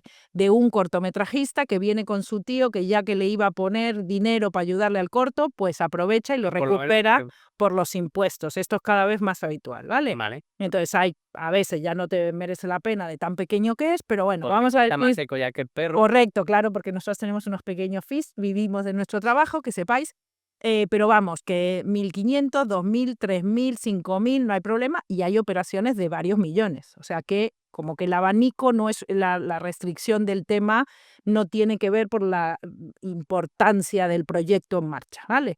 Y esto, por ejemplo, para los cortometrajistas ha estado muy bien porque les ha ayudado no porque no fueran, porque esto lo que voy a decir ahora, que no le vaya a molestar a nadie, pero ha servido mucho para su profesionalización. No Mm, porque los cortometrajistas no fueran profesionales, son todos fantásticos, pero es verdad que desde la perspectiva financiera privaba, como había el dinero que había, siempre primaba mucho más el contenido. Y claro, para poder aprovechar incentivos, la clave es que haya una contabilidad ordenada, que haya una sociedad, en fin, que hay que hacer las cosas, aunque en pequeño, pero igual que si fuera una producción grande. Y entonces al final ya aprenden cómo es el mecanismo y cuando vienen las producciones de más calado lo tienen controladísimo. Claro. Entonces son alumnos aventajados, ¿sabes? Entonces eso para mí es una gran virtud del sistema. Vale, y esto es el 20% es el modelo simplificado. Correcto, el contrato de financiación. El modelo avanzado El modelo, eh, el nivel Dios, ¿no? es Es lo que se llama es crear una sociedad específica para vehiculizar estas inversiones. Entonces yo lo que hago, tengo mis SLs y creo una sociedad específica que es una agrupación de interés económico, una AIE, Mm. y la producción o el contenido va ahí dentro. ¿Qué sucede? Una agrupación de interés económico, ¿por qué no constituye una SL? Porque una AIE es, digamos, fiscalmente transparente. Cuando llega el 31 de diciembre, esa AIE liquida el impuesto, o sea, rellena el formulario del impuesto de sociedades, pero ella no paga impuestos, sino que lo que se limita a hacer es decir, y esta sociedad es de Alberto y de Mabel. Y entonces esos beneficios o pérdidas fiscales se trasladan a tu impuesto y al mío. Entonces, básicamente, los productores lo que hacen es crear ese vehículo, lo constituyen ellos con ellos mismos, necesitan 2 socios, y luego la jugada está antes del 31 de diciembre, cuando llega este momento, ¿no?, de transparencia fiscal, de buscar a, y voy a decir marcas, a Mercadona y a Carrefour, que tienen mucho impuesto que pagar, me da igual cualquier inversor, grande o pequeño, pero bueno, por poner, y que ellos se queden de accionistas de la sociedad. Y entonces esos beneficios o pérdidas que tenga la película, pues se trasladan a ellos y ellos pagan por entrar. Y la diferencia entre lo que recuperan y lo que ponen es su rentabilidad. ¿Vale? Las rentabilidades esas ya no están establecidas en la ley y dependen según reglas del mercado. En este momento las rentabilidades oscilan entre un 22, un 25, si inviertes. Hay muchas cosas en juego, todo el mundo quiere invertir el último día del año porque es cuando se acerca más al momento del pago del impuesto, pero los productores audiovisuales, que son muy hábiles, los creadores de contenido, como necesitan el dinero antes, pues juegan con la rentabilidad. Si me lo das antes de tal fecha, tal, y entonces yo te doy un poquito más y es una negociación. Y entonces en función de eso se valida y no es un préstamo, no hay que devolver nada y el inversor normalmente se va encantado de la vida si todo sale según el plan, que se le planifica y se le explica un poco lo que se va a hacer para que vea. No siempre somos certeros al céntimo, pero nos aproximamos bastante a lo previsto si todo está bien planificado. Además, aquí tenemos esto, aparte de en cultura, para quien nos esté oyendo, también se puede hacer en ciencia, ni más de. Y tenemos además sentencias del Supremo que le han venido a decir a Hacienda que si existe un dictamen vinculante, en el caso del I+D, de que esto es innovación, o en el caso de arte, tiene el certificado, eso no se puede discutir. Me puedes discutir la contabilidad y lo que tú quieras, pero no me vengas a decir esto no cumple con... Correcto. En audiovisual realmente ese problema era menos preocupante porque antes sí que es verdad que había, digamos, un porcentaje de deducción tope por el contenido y luego si eras productor financiero era como el hermano pequeño, tenías derecho a otra cantidad. Entonces, claro, y lo mismo pasa en I+D. En este momento, si eres I mayúsculas, ¿no?, tienes un porcentaje, pero si eres I minúscula tienes otro más pequeño. En audiovisual, afortunadamente, lo del productor financiero lo sacaron y ahora solo hay un porcentaje. Entonces, normalmente, si están todos los papeles del ministerio, todo lo que te piden, no hay duda y eso no se discute. Pero claro, en innovación lo que ha pasado, que ha habido ahí mucho ruido de fondo, es que Hacienda sí que discutía, pero tú qué eres, I mayúscula o I minúscula, que parece una cuestión tonta, pero hay una diferencia económica muy grande entre una cosa y la otra. Sí, entre Entonces, innovación e innovación. eso es. Entonces ahora la conclusión a la que llega Hacienda o a la que llega el Tribunal Supremo es que en tanto y en cuanto esas Is, una o la otra, esté certificada, quien la ha certificado es una administración pública, pues eso va a misa. Y si ha dicho que es I mayúscula, pues es I mayúscula y se acabó la discusión. Mejor. Luego entraremos, ¿no? Que la contabilidad, que si este gasto IVA, que si es gasto directo y todo esto, que para eso pues hay contables y les ayudamos a planificar y tal, muy conservadores siempre, porque solo valen los gastos directamente vinculados a la generación del contenido, no puedo poner cualquier cosa ahí, y eso sí que tiene, ¿no? Un ejercicio de mucha disciplina, de saber exactamente cómo lo asigno, que las facturas estén bien hechas, bien contabilizadas. Un contenido, aparte contablemente, es un activo, entonces ese activo tengo que amortizarlo. Bueno, hay una serie de pautas, no son muy complejas, un buen contable las sabe dormido, pero hay que hacerlo. Y entonces, entrando en toda esta dinámica, pues al final pues tenemos el premio gordo, el caramelillo, que son los incentivos fiscales, y efectivamente cuando hay un veintitantos por ciento de tu proyecto como mínimo que puede ser financiado por esta vía, es súper interesante, ¿vale? Digo veintitantos porque realmente el porcentaje disponible es un 25, pero el inversor algo de rentabilidad se lleva, y sobre el primer millón de euros de gasto es un 30. Entonces, depende el coste de tu contenido, depende de dónde estés territorialmente, depende la rentabilidad de tu inversor, depende muchas cosas, el porcentaje final que te queda limpio varía, pero esa parte está ahí. Vale, vamos a intentar aterrizarlo porque no quiero, o sea, esto es tan importante y me parece tan importante. Yo tengo varios clientes que creo que podrían aprovecharse de esto. Me parece tan importante que lo entiendan que Claro. quiero verlo con un caso concreto. Digamos que, por ejemplo, yo tengo varios divulgadores que son clientes. Vamos a coger, por ejemplo, ciencia. Digamos que hay uno que quiere hacer pues le interesa mucho los puntos desde los que se pueden ver el cielo en España y quiere hacer un documental sobre lo Perfecto. que sea. O sobre, por ejemplo, el lanzamiento de cohetes desde España a satélites, etcétera. Ujú. Entonces, si esta persona está pensando en aprovechar estos beneficios fiscales, lo primero que tendría que hacer es un plan. Sí, yo lo primero que le preguntaría es si tiene una productora audiovisual montada, porque aquí todo esto sucede en el momento en el que hay una productora. O sea, básicamente, o él mismo, no quiere decir esto que hay que montarse una sociedad, puede ser una persona física, pero hay que estar dado de alta en el epígrafe correspondiente de producción audiovisual e inscribirse en el registro de empresas cinematográficas, si no, no hay partido, ¿vale? Vale. Una vez que se cumplen papeles, pero hay que hacerlos. Y una vez que ya soy productor o generador de contenido oficial, digamos, que tengo mi sello de calidad de generador de contenido, entonces sí planificamos. ¿Qué quieres hacer? Son muchos contenidos, los podemos juntar y hacer una serie documental, una serie de cortos documentales, una serie de largos. ¿En qué momento del año lo vas a hacer? Pues me dice, sí, mira, yo voy a hacer 5 contenidos, pero a lo largo de 2 años. Y digo, pues mira, son 2 temporadas lo que vamos a hacer, porque a mí me interesa pegarlo mucho al ejercicio fiscal, porque efectivamente te interesa, te molesta, necesitas que estén los 5 juntos, ¿no? Esto un poco se maneja y te dice, no, mira, tienen que ser los 5 juntos porque si no, no tienen sentido. Bueno, pues organizamos un trabajo a 2 años vista. Pero hasta que yo no termine de producir los 5 contenidos, no puedo activar la entrada de inversores, o debería planificarlo, ¿no? Esto de otra manera.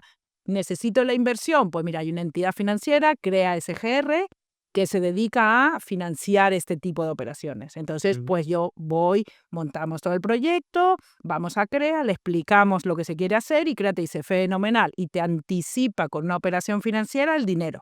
Y cuando llega el final de los 2 años, pues vendrá el inversor y se cubrirá ese préstamo. Y entonces, al final el inversor fiscal me ha financiado una parte de mi proyecto, y por ahí yo pensaba, ¿no? Y puedo decidir que si al final quería hacer tope gama, irme a Estados Unidos o ir a no sé dónde para que fuera mejor, o ir a Canarias porque ahí hay ¿no? un hub que se ve mejor las estrellas, pues se lo puede permitir, que de otra manera por ahí el contenido se quedaría menos impresionante de cara también a que te lo compren o a otro tipo de comercialización. Eso. Entonces, bueno, como bien has dicho, como ya hemos dicho, cada caso es un mundo.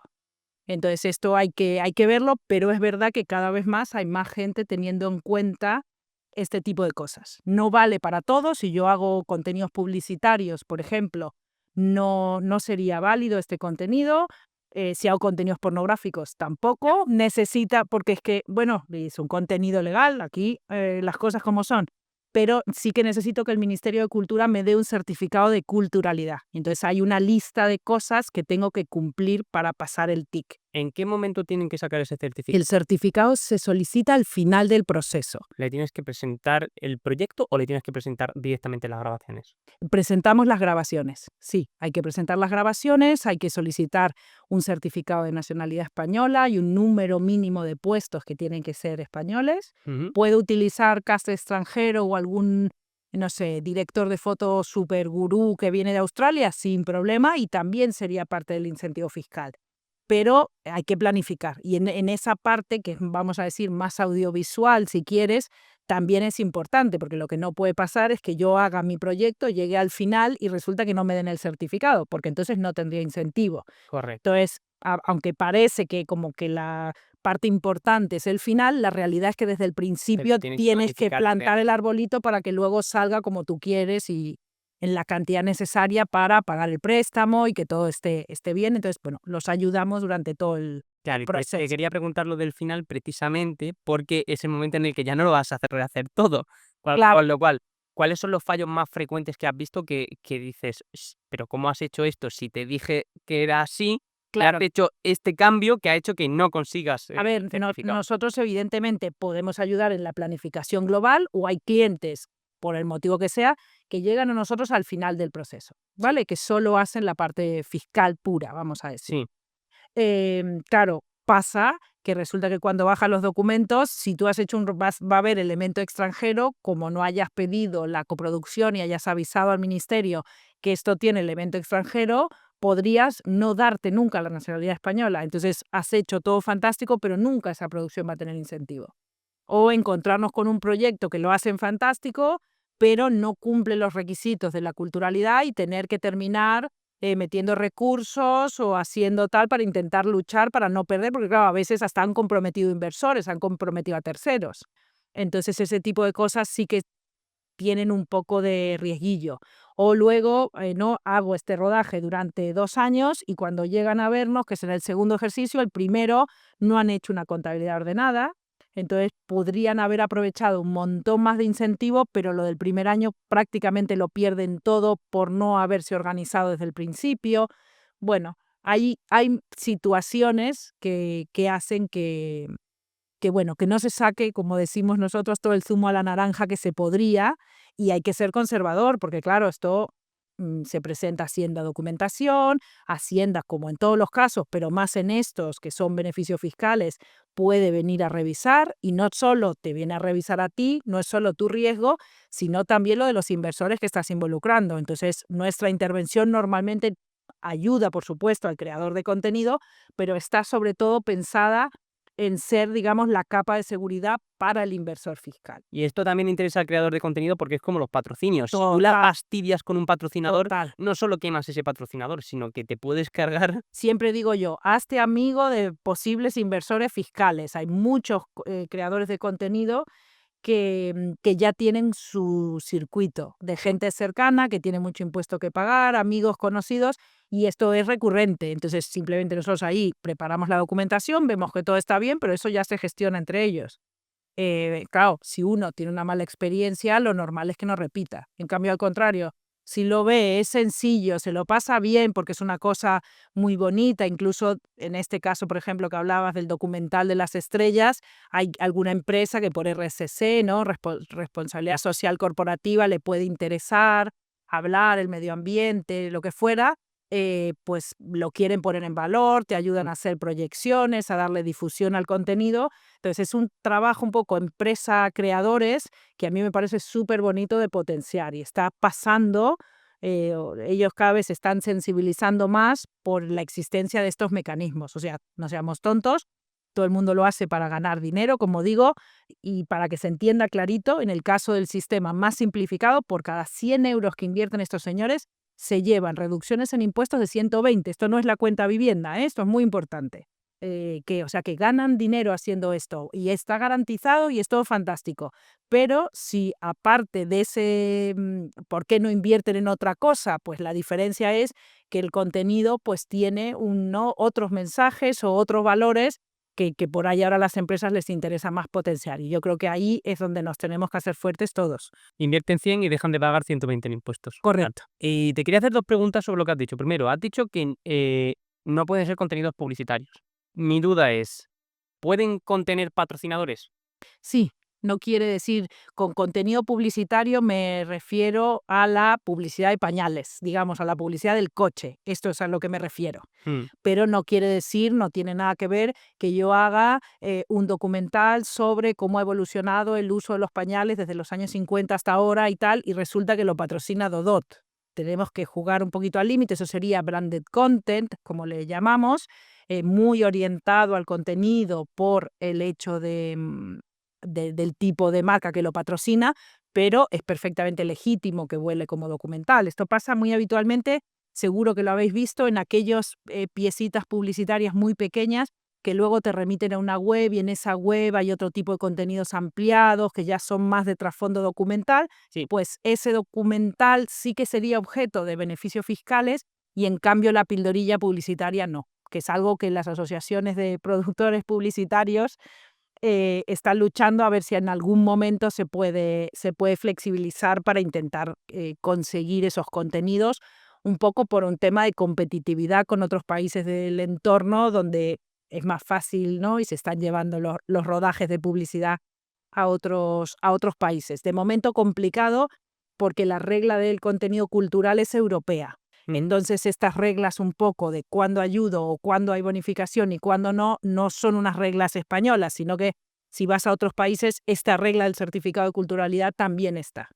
Entonces, cambiarlo es más complicado. complicado, sí, habría que mover a toda la Unión Europea y eso. Justo, al contrario, y lo comentábamos preparando un poco este tema, otra cosa que se está moviendo mucho es ampliar un poco cuáles son las bases de contenidos generadores.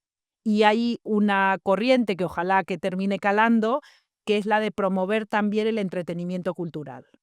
¿Vale? Programas de entretenimiento o contenidos de entretenimiento que tienen este trasfondo cultural igual, o sea que ese paso es inevitable, como digo, es normativa europea, pero que permite ser más generoso en el tipo de contenidos que se pueden beneficiar.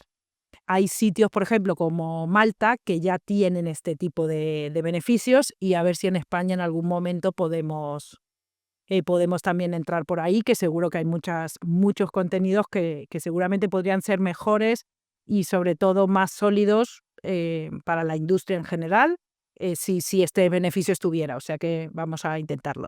Entonces, para ellos es bueno, más allá de que ojalá luego se pueda, porque abriría nuevas vías de negocio, aparte de eso, para el creador de contenido es muy interesante la deducción porque le permite, por un lado, conseguir atraer al patrocinador por una doble vía. Porque por Correcto. un lado te va a patrocinar el contenido, va a aparecer su logo al principio, patrocinado por tal, o a lo mejor puedes hacer algún comentario agradeciendo a nuestro patrocinador en algún momento. Eh, Aparte de eso, si invierte en el producto, puede obtener la deducción fiscal. No existe Correcto, ningún puede ser la misma empresa o puede ser una distinta. La única limitación que fija la ley es si yo tengo un acuerdo con alguien que comparte luego beneficios conmigo, porque no puede ser inversor fiscal quien tenga participaciones en el beneficio de mi contenido. Lo que se busca es que el beneficio del inversor fiscal sea estrictamente financiero fiscal, no que aparte pueda beneficiarse de lo que fuera. Entonces, eso serían si yo tengo un inversor que para pagar mis contenidos me ayuda y me financia, ese inversor será siempre a riesgo, no puede ser un inversor fiscal claro, a la el vez. 30% de tu empresa Por ejemplo, y para esos hay otras cosas, esa. que las hay también, porque Europa está con los fondos Next Generation y tal, están dinamizando, y entonces estos beneficios de los que estamos hablando hoy, otro día hablamos de otros, estos que de los que estamos hablando son específicamente dedicados a la generación de contenidos, pero en los fondos Next Generation hay dineros que están disponibles para empresas españolas, digamos, pero ya para la empresa en sí. Sí, Y una parte de la financiación puede venir de fondos y tal, en tanto en cuanto yo tenga otro inversor, pues viene pues también, invierte. eso es, y me complementa un poco la inversión, ¿no? Que eso es para los de Andorra, con todos mis respetos, pues no estarían disponibles. Todo tiene sus pros y sus contras. Claro, claro, por Y hay que supuesto. saber mirarlo porque el problema de esto es que al final muchas veces nos dejamos la gente no piensa tanto en hechos porque no conoces todos los hechos como la Claro, narrativa de no sé quién al que admiro ha hecho esto, entiendo que tiene que ser bueno y entonces solo ya vas con el sesgo de confirmarte lo que tú ya piensas, en plan de, pues si se ha ido allí tiene que tener ventajas, ¿cuáles son las ventajas? Las ventajas son estas, claro. Claro, yo a un creador de contenidos que se va a Andorra es como cuando va un actor a hacer la experiencia en Hollywood, ¿no? Es un Sí. poco, ese es el, ¿no? Donde está la cresta de la ola de mi negocio, pues yo cuando voy ahí automáticamente estoy con los guays. Esto entiendo que tiene un poco de eso también, pero no necesariamente por los condicionantes que tiene Andorra, necesariamente tiene que ser bueno para todos, ¿no? Y esto también hay que medirlo, que luego la normativa también está sometida a cambios regulatorios, la Hacienda española va a estar muy pendiente del tiempo que estemos en un sitio y en el otro, más estando tan cerca. Entonces sí que es algo que, por supuesto, es perfectamente legítimo. Yo preferiría que se quedaran en España, pero eso ya es mi opinión personal. Pero hay que medirlo y que la realidad de cada uno pues hay que considerarla con el plan de carrera que tiene y cuáles un poco sus expectativas y su historia. Hay otros países que no son Andorra donde también hay cosas muy interesantes, sin decir más. Y otra cosa que he oído decir sobre el tema de inversores es, no, yo no busco inversores porque es que no quiero perder el control creativo. Si tienes un inversor fiscal, ¿pierdes algún tipo de control? Nada, hay algunos inversores fiscales que no quieren ni saber en lo que invierten. Quieren su cuota y tal. Hay otros que sí, efectivamente, cuando están. ¿Por qué? Porque hay quien no transparenta, ¿no? O sea, no aparece en ningún sitio. Mm, Y te voy a dar un ejemplo de estos de titular. Durante la pandemia, por ejemplo, las empresas que se ocupaban de los sanatorios y tal fueron de los grandes inversores de contenidos para reducir impuestos. Y tú dices, esto tal, qué duro, qué feo, tal. Pero claro, es un medio válido igual que cualquier otro. claro. ¿Lo pusieron en la web? Pues desde luego no, por el tipo de actividad que tenía.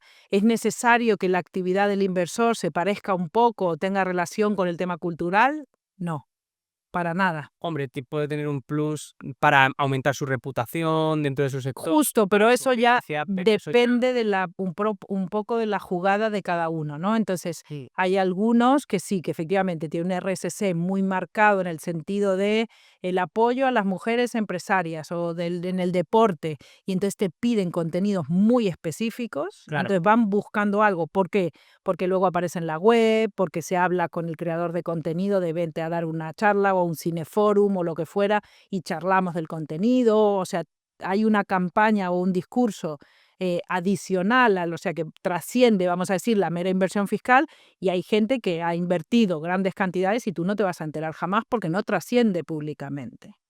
Entonces, también dependiendo de lo que cada uno quiere, hay que buscar, ¿no? Hay quien combina patrocinio con inversión fiscal, hay quien lo quiere separado, hay quien tiene inversor a riesgo e inversión fiscal en paralelo. Bueno, cada generador de contenido, cada productor es un mundo en este sentido, y luego el contenido que tiene, porque no es igual hacer un contenido muy duro o muy arduo, por documental o no documental, que por ahí prefieres inversores que no estén relacionados con el contenido, que otro, vamos a decir que le llamamos nosotros más blanco o más, Mm. ¿sabes? El tipo, ¿no? Lo que hablábamos de los pañales o de tal, que bueno, Sí, que más o de las estrellas que pueden. la situación de guerra en Medio Oriente. Correcto. Una persona que haga un documental O a pie de guerra. Correcto, meterte en temas políticos o meterte con temas más escabrosos. Bueno, ahí el audiovisual está a veces para tentar los límites y dar a conocer cosas o incluso denunciarlas. Entonces, hay quien quiere estar vinculado, que se le vincule ese contenido o no. Y es perfectamente libre y la norma no entra ahí. O sea que no, en ese sentido no hay que preocuparse. Me encantaría tener tiempo para meterme en el tema de los true crime, porque sé que has comentado mucho sobre eso, Sí, pero entonces nos iríamos del foco, pero es verdad que da para... da para escribir un libro, sí, Pero bueno. efectivamente. Vale, aparte de las deducciones, tenemos las ayudas.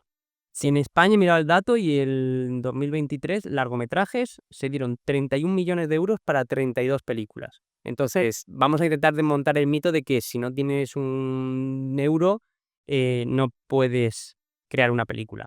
¿Es posible conseguir una de estas ayudas como un creador, vamos a decir, indie, que no tiene una inversión fuerte de decenas de millones detrás? Sí, claro, claro. A ver, la línea de ayudas que has comentado es lo que se llaman ayudas generales. Son Ujú. más de tipo industriales Y efectivamente ahí, en ese caso, necesitas un track record de proyectos previos que hace que, hola, mi primer película quiere 1.000.000 de euros, no te lo van a dar, eso está claro, ¿no? Pero no es la única línea de ayudas disponible, entre otras cosas porque aquí hay ayudas del, digamos, Ministerio de Cultura, que están estas generales, pero hay otras selectivas para contenidos más creativos, incluso, por supuesto, ayudas para generación de guiones o ayudas para cortometrajes, o sea que ahí hay varias cosas distintas, hasta los 100 millones de euros, que es el fondo de la cinematografía actual.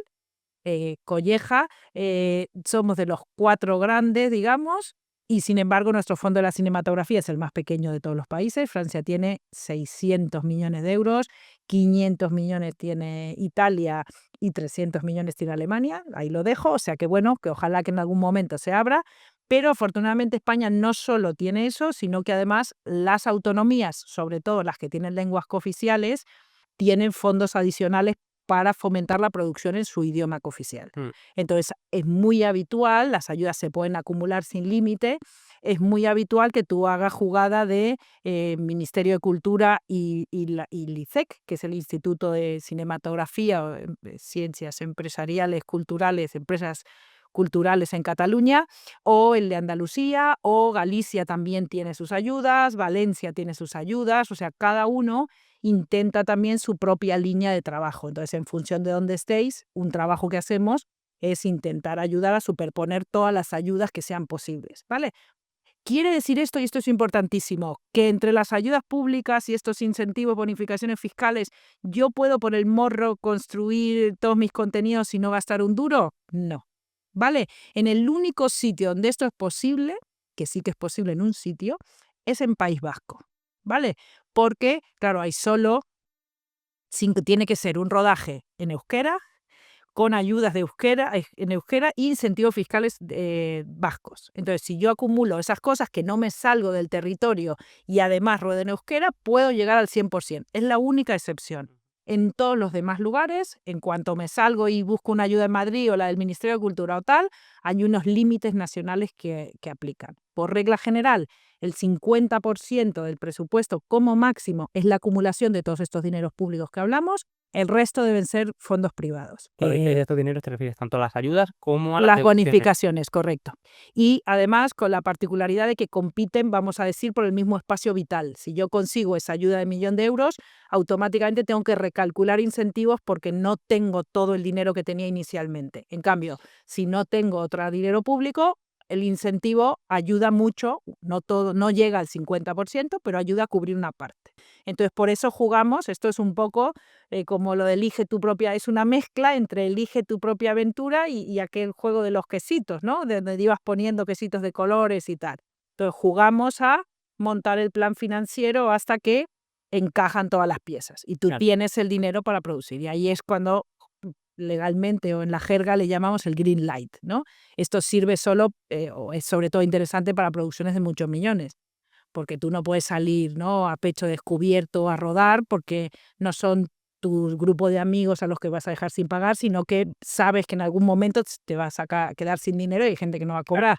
Entonces, hacer un ejercicio serio de producción pasa por ahí. Primero hacemos durante un periodo de 6 meses, un año, un trabajo de no dar vuelta a cada piedra para pillar cada euro hasta que lo encontramos y luego se pone sobre la mesa y se analiza, mira, de lo que yo quería conseguir he conseguido el 75%. Entonces ahí miramos al director de producción y al generador de contenido.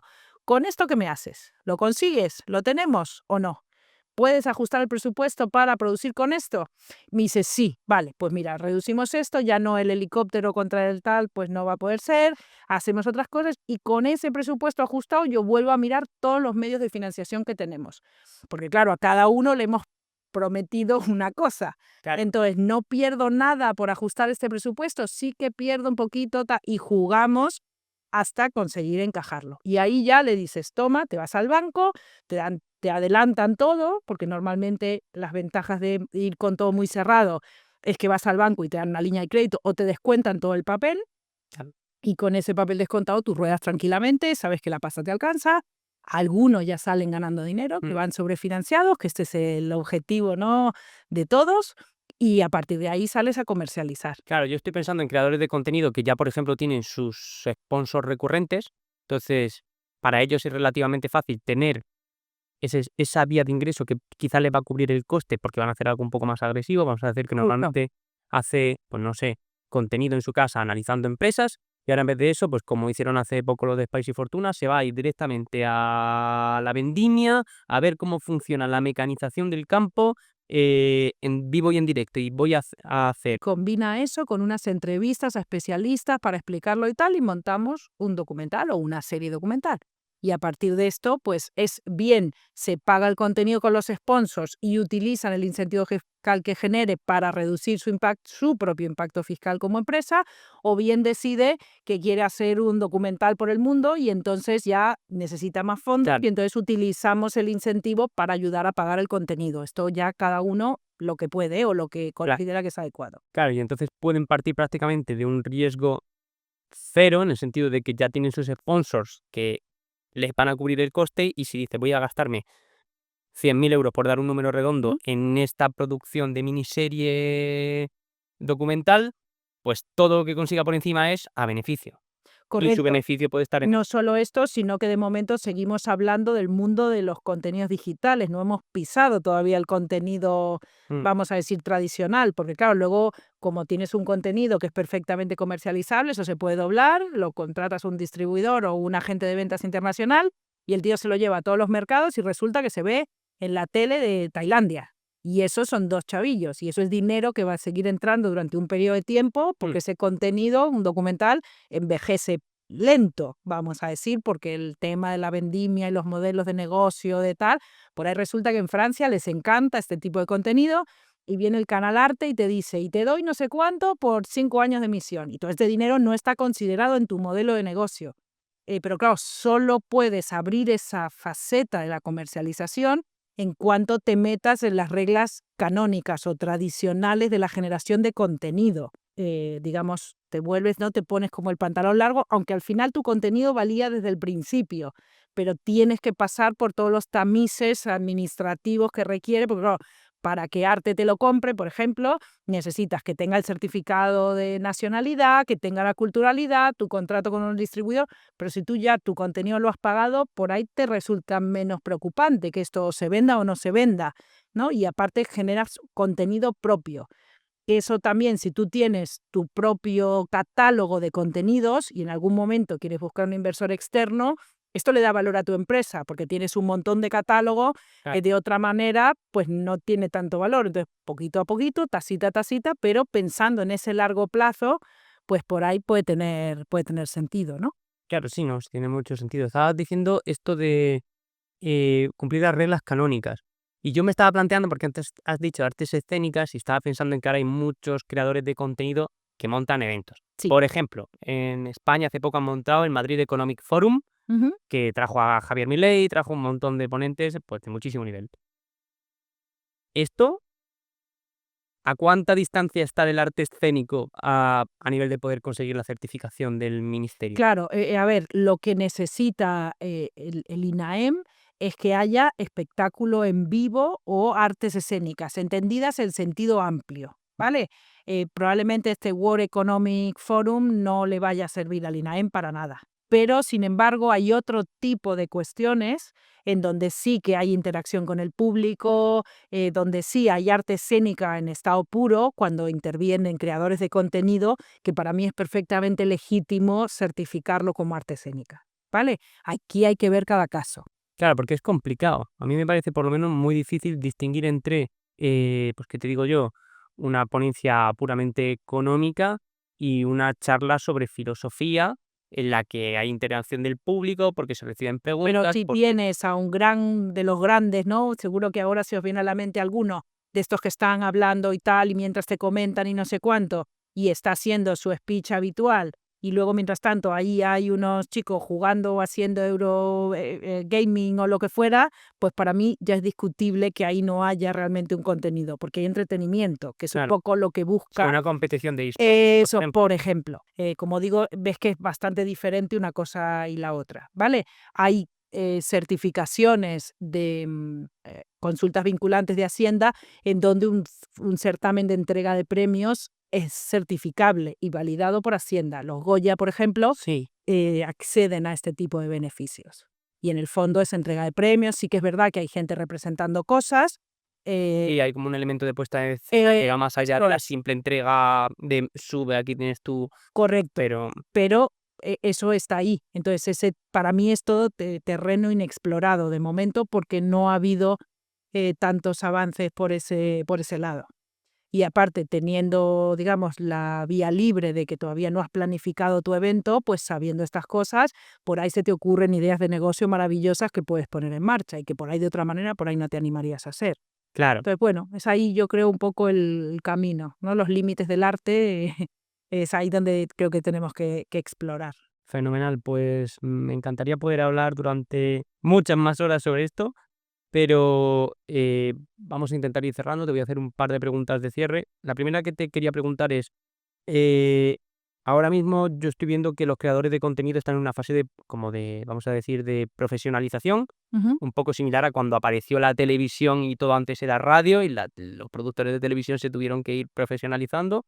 ¿Qué estructuras legales crees que deberían usar los creadores de contenido de España que ahora mismo ya está utilizando el cine y que ellos, pues, probablemente no conocen? ¿Hay alguna que A ver, inicialmente, por eso he dicho, cuando me has preguntado antes, hablaba de fórmulas canónicas, ¿no? Sí, Porque es siempre como que el generador de contenido digital parece como el niño que ha llegado y que se divierte haciendo tal y nada más lejos de la realidad. Esto es un negocio sí, perfectamente sólido y sostenible y creo que es ahí donde tiene que estar. Pero a partir de eso, y lo hablábamos antes, hay un tema de planificación, porque si no te organizas bien, puedes pagar impuestos a lo tonto, ¿no? Y entonces aquí está donde quiero invertir en equipo, quiero hacer tal. Entonces, por ahí, en función de lo que es tu planificación a corto o medio plazo, puede tener sentido que te montes con una fórmula societaria, que tú tengas un ingreso estable, que puedas contratar a tu equipo, seguro si vas a viajar, diversificar, si vas a publicar, en fin, pensar un poco ¿no? Esto siempre en las entrevistas de trabajo yo pregunto, ¿dónde te ves dentro de 5 años? Pues esta pregunta, mm, filosóficamente hablando, que también lo haces porque te divierte y en 2 años pues lo vas a dejar o esto es algo que va en serio. Entonces, a partir de ahí, pensar, ¿no? Las inversiones que puedas hacer en algún tipo de cosas, seguro que tienen más sentido dentro de una sociedad. Si tienes algún problema que te mandan o alguien te demanda, vas a estar mucho más protegido en una sociedad. claro, La gestión de tus derechos de imagen puede tener mucho más sentido, control de inversiones, también el tipo medio de prestación de impuestos es otro, en fin, creo que hay que darle una vuelta. Y profesionalizar es eso, no porque, insisto, siempre insisto en esto, porque digamos, los generadores canónicos de contenido se ofenden cuando tú les dices lo de profesionalización, porque parece que dices que es que yo no era profesional antes, yo soy un gran profesional, pero claro, de tu mundo. Con profesionalización lo que nos referimos es sobre todo a toda esta infraestructura económico-financiera que te tiene que acompañar, ¿no? Hacerlo, digamos, tú mismo eres tu empresa.